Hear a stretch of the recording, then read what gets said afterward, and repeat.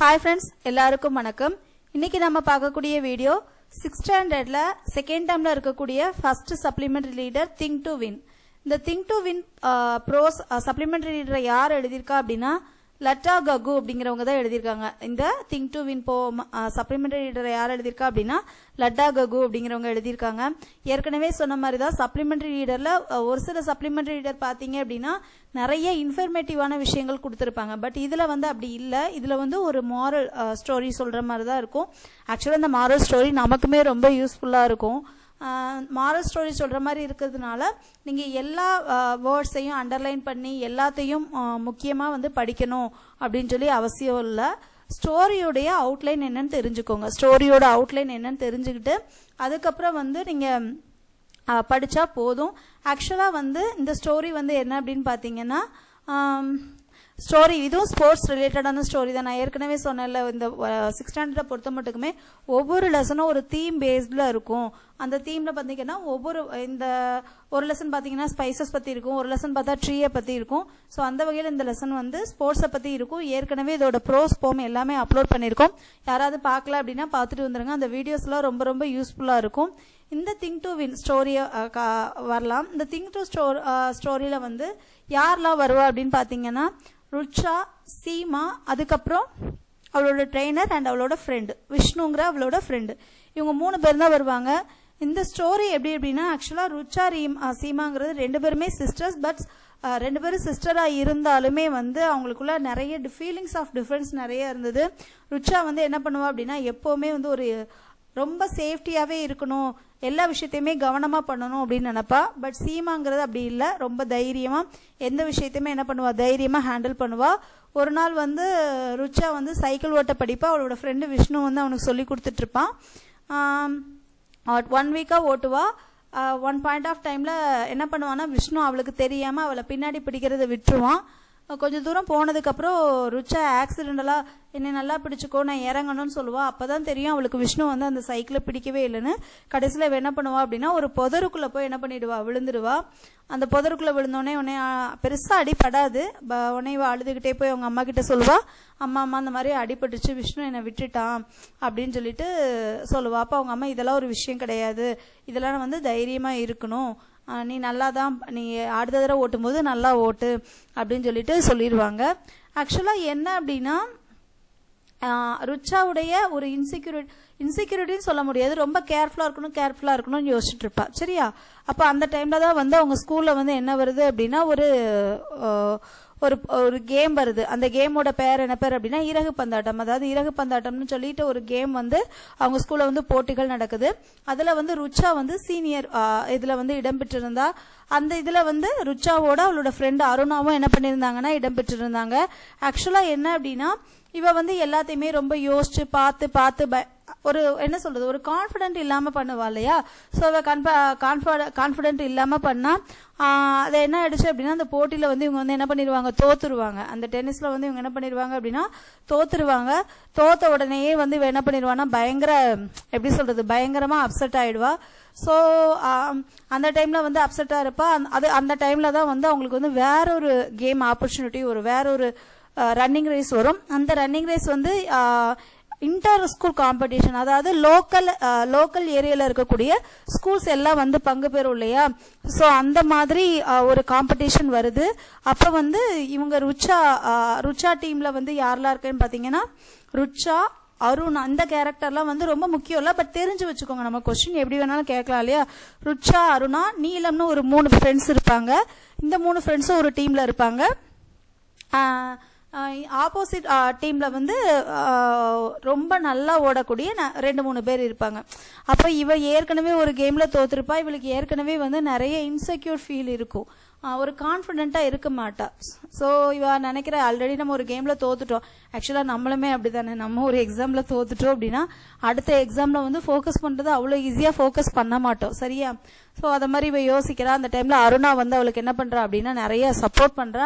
ஆக்சுவலா இவங்க ஆப்போசிட்ல ஃபேஸ் பண்ண போறாங்கல்ல, அந்த ஸ்கூலோட பேர் கொடுத்திருக்காங்கப்பா. அந்த ஸ்கூலோட பேர் என்ன பேர் அப்படின்னா ஸ்பிரிங்ஃபீல்ட் அப்படிங்கிற ஸ்கூல். சரியா?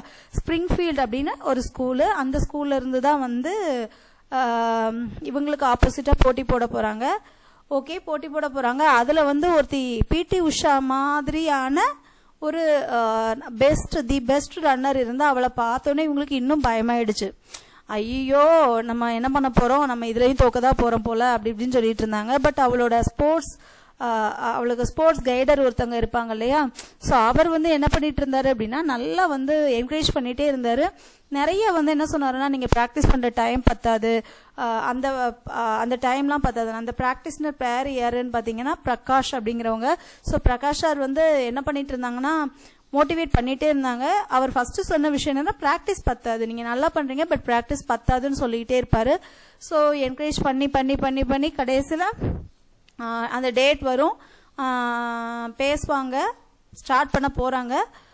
அப்போ சொல்லுவாங்க, நீங்க வந்து பிராக்டிஸ் நல்லா பண்ணிருக்கீங்க, ஸோ நீங்க வந்து நல்லா வந்து பார்ட்டிசிபேட் பண்ணணும் அப்படின்னு. கேம் நடக்கும்.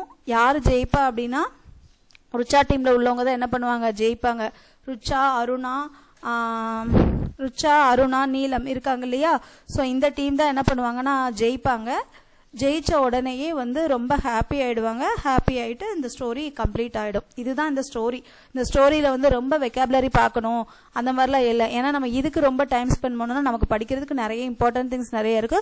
ஸோ இந்த ஸ்டோரியிலையுமே கேட்டால் எனக்கு எதுவும் தெரியாதுங்கிறது இருக்கக்கூடாது. நான் அதுக்காக தான் இந்த ஸ்டோரியுமே இப்போ சொல்றேன். சரியா? ஆக்சுவலி இந்த ஸ்டோரியில இருந்து நம்ம எக்ஸாம் பாயிண்ட் ஆஃப் வியூல நம்ம எக்ஸாம் படிக்கிறவங்களுக்கு ஒரு விஷயம் தான். இப்போ நம்ம எக்ஸாம் ஸ்டார்ட் பண்ணிருப்போம். நிறைய பேர் வந்து 6th 7th முடிச்சிட்டேன், இல்ல 8th முடிச்சிட்டேன், நிறைய பேர் அப்படிதான் இருப்போம். ஒரு சிலர் வந்து இப்பதான் சில பர்சனல் ரீசன்ஸ் ஒர்க் பண்ணிட்டு இருப்பீங்க, இப்பதான் ஸ்டார்ட் பண்ணிருப்பீங்க. அப்போ நம்ம வந்து என்ன பண்ணணும்னா, நமக்கு பின்னாடி இருக்கிற விஷயத்த பத்தி யோசிக்கவே கூடாது. நம்ம படிக்கணும்னு முடிவு பண்ணிட்டோம். சரி, இப்ப நான் வந்து ஒரு 2 ஷெட்யூல் படிச்சிட்டேன், 3 ஷெட்யூல் படிச்சிட்டேன், 4 ஷெட்யூல் படிச்சிட்டேன் மேம். எனக்கு ஒரு ஃபேமிலி இஷ்யூஸ் இருக்கு, இல்ல என்னால படிக்க முடியாத சூழல, இல்ல எனக்கு ஹெல்த் இஷ்யூ இருக்கு, இல்ல என் பொண்ணுக்கு ஹெல்த் இஷ்யூ இருக்கு, இருந்துட்டு போட்டோம், அதை அப்படியே விட்டுருங்க. அந்த 4 நாள் படிக்க முடியலையா, that is not a problem. Next day வந்து நீங்க உங்களோட ப்ராக்ரஸ பார்த்துதான் ஓடணுமே தவிர, ஐயோ என் ஃப்ரெண்ட் அவ்வளோ படிச்சிட்டா, ஐயோ என் கூட ஒர்க் பண்றவங்க அவங்க 4 ஷெட்யூல முடிச்சுட்டு 5வது ஷெட்யூல் போறாங்க, இங்க அந்த சினாரியோக்கெல்லாம் இடமே இல்லை. யாரு வேணாலும் எப்படி வேணாலும் படிச்சுட்டு போட்டோம். இங்க என்ன பிரச்சனைனா, காம்படிட்டிவ் எக்ஸாம் படிக்கிறவங்களுக்கான ஒரு பெரிய ப்ராப்ளமே என்னன்னா, ஒரு ஷெட்யூல் போட்டு ப்ராப்பரா படிச்சுட்டு இருப்போம், நமக்கு ஒரு சூழ்நிலை வரும், ஒரு ஹெல்த் இஷ்யூ வரும், நம்மளால படிக்க முடியாது, நம்ம கொஞ்சம் பேக் அடிச்சுட்டு திருப்பி வந்து எவ்வளோ பின்னாடி போறோமோ அவ்வளோ சீக்கிரம் கம்பேக் கொடுக்கணும். அதுதான். இப்போ நான் 3 ஷெட்யூல் தான் முடிச்சிருக்கேன், ஓகே 4 ஷெட்யூல் நல்லா படிங்க, அவ்வளோதான். நான் இப்போ அவங்கெல்லாம் 6th ஷெட்யூல் வந்துட்டாங்க, அவங்க வரட்டும், நம்ம ஒவ்வொரு ஷெட்யூலும் நல்லா படிச்சுட்டு போவோம். தமிழ்ல ஒன்று இருக்குல்ல, ஆழ படிக்கிறத விட அகலப்படி அப்படிங்கிறது. ஸோ நீ நல்லா தரவா கொஞ்சம் கொஞ்சமா படிச்சுட்டு போ. இது வந்து எப்படின்னாப்பா, யார் ஃபர்ஸ்ட் போறா இல்ல யார் ஃபர்ஸ்ட் சிலபஸ் முடிக்கிறாங்கிற சினாரியோக்கு இடமே கிடையாது. ஆக்சுவலா இங்க யாரு ஒழுங்கா படிச்சுட்டு போறா அதுதான். நான் இப்போ ஒரு யூனிட் படிக்கிறேன்னா அந்த யூனிட்ல இருந்து எந்த கேள்வி கேட்டாலும் என்னால ஆன்சர் பண்ண முடியும் அப்படிங்கிற மாதிரி படிச்சுட்டு போறதா நல்ல படிப்பு. அக்கார்டிங் டு மீ மேம் நான் 10 ஷெட்யூல் படிச்சிருக்கேன் மேம், எல்லாமே திருப்பி ரிவிஷன் பண்ணணும்னு சொல்றவங்க பெஸ்டா மேம்? 2 ஷெட்யூல் தான் படிச்சிருக்கேன், நான் சூப்பரா படிச்சிருக்கேன். ஏன்னா என்னை பொறுத்த வரைக்கும் இந்த 2 ஷெட்யூல் உள்ளவங்க தான் பெஸ்ட். ஏன்னா அந்த 2 ஷெட்யூல்ல இருந்து எப்படி கொஸ்டின் கேட்டாலும் உங்களால ஆன்சர் பண்ணிடுவாங்க. கரெக்ட் தானே? இது வந்து நமக்கு வந்து ஒரு டீம் ஸ்பிரிட் உருவாக்குற மாதிரியான ஒரு ஸ்டோரி தான். ரொம்ப சிம்பிள். காம்படிட்டிவ் எக்ஸாம் எடுத்தவங்க குதிரம் கடிவாளம் கட்டின கதையா, நம்மளுடைய சிலபஸ் நம்ம படிச்சு முடிச்சிருக்கோம், நமக்கான ஓட்டத்தை நோக்கி ஓடிட்டே இருக்கணும். இந்த பக்கம் அந்த பக்கம் திரும்பலன்னா கண்டிப்பா சக்சஸ் நமக்கு தான். சரியா? அதே மாதிரி இந்த போஸ்டிங் கம்மியா இருக்கு, போஸ்டிங் நிறைய இருக்கு, நமக்கு தேவை ஒரு போஸ்டிங். நிறைய பேர் இப்ப கூட என் ஃப்ரெண்ட்ஸ் பொண்ணு, இல்லடா நமக்கு போஸ்டிங் வந்து ரொம்ப கம்மியாப்பா, நம்ம என்ன பண்ணலாம்? நமக்கு ஒரு போஸ்டிங் இருக்குல்லடா, அந்த ஒரு போஸ்டிங் காம்படிஷன்ல இருக்குல்ல, அப்ப அதுக்கு தான் நம்ம ஓட போறோம். அதனால அதை பார்க்காம இதுல எப்படி வந்து சீமா வந்து எப்படி அவ ஃபோக்கஸ் பண்ணி ஜெயிச்சாலும் அதை வந்து நம்மளும் காம்படிட்டிவ் எக்ஸாம்ல ஜெயிக்கணும். அவ்வளவுதான் இந்த ஸ்டோரி. இந்த ஸ்டோரியில பெருசா படிக்கிறதுக்கு ஒன்றும் இல்லை. அதுக்கப்புறம் வந்து இந்த ஸ்டோரியில பாத்தீங்கன்னா கொஸ்டின் ஆன்சர் இருக்கு பாருங்க. Girls are a good team, which team do the girls belong to? ஆக்சுவலா இந்த டீம் பேர் என்ன பேர் அப்படின்னா ரிலேன்னு ஒரு டீம் இருக்கும். சரியா? Relay. And Springfield is the name of a school. நான் சொன்னேன்ல, the inter school sports meet refers to a competition among அந்த லோகாலிட்டியில இருக்கக்கூடிய ஸ்கூல்ஸ். சரியா? அடுத்து Seema is Rucha's young sister, அவங்க 2 பேரும் சிஸ்டர் தான். Order the names the members in a B relay event Shabnam was followed by Neelam, Aruna, Rucha. இந்த 3 பேர் தான் வருவாங்க. சரியா? இந்த 3 பேர் தான் வருவாங்க. அதுக்கப்புறம் இதுல பெருசா படிக்கிறதுக்கு இதுல क्वेश्चन ஆன்சர் இருக்கு, பார்க்கலாம். His voice came from same distance away and Rucha realized that he was not holding the bicycle anymore. I will fall, she wailed. What was she afraid of? அவ சைக்கிள் ஓட்டும்போது கீழே விழுந்துருவாள். அவ எதுக்கு ஓட்டுவா? எதுக்கு பயப்படுவா? Cycle ஓட்டுறதுக்கு தானே. Was the boy closely following her? No. அவன் வந்து க்ளோஸ்ல ஃபாலோ பண்ண மாட்டான். சரியா? அதுதான் நோ க்ளோஸ். அவன் வந்து சொல்லி கொடுத்து விட்டுருவான். அடுத்து who was teaching whom? Cycle வந்து யாருக்கு டீச் பண்ணுவா? Vishnu was teaching to Rucha. அடுத்து what was he teaching? Vishnu was teaching Rucha to ride the bicycle. அடுத்து what is the word you refers to? இங்க யூங்கிறது யார் ரெஃபர் பண்ணும் அப்படின்னா ருச்சாவை ரெஃபர் பண்ணும்.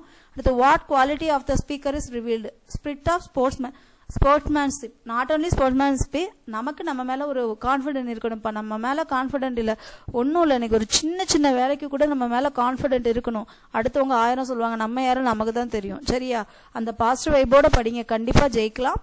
Thank you friends. அடுத்த ஒரு நல்ல வீடியோட சந்திக்கலாம். இந்த வீடியோ உங்க ஃப்ரெண்ட்ஸ் அண்ட் ஃபேமிலிஸ் யாருக்காவது யூஸ்ஃபுல்லா இருக்கும், டெட் பேப்பர் 1 படிக்கிறாங்க 2 படிக்கிறாங்க அப்படின்னா கண்டிப்பா இந்த வீடியோ ஷேர் பண்ணுங்க. அடுத்து ஒரு நல்ல வீடியோட சந்திக்கலாம். Thank you friends.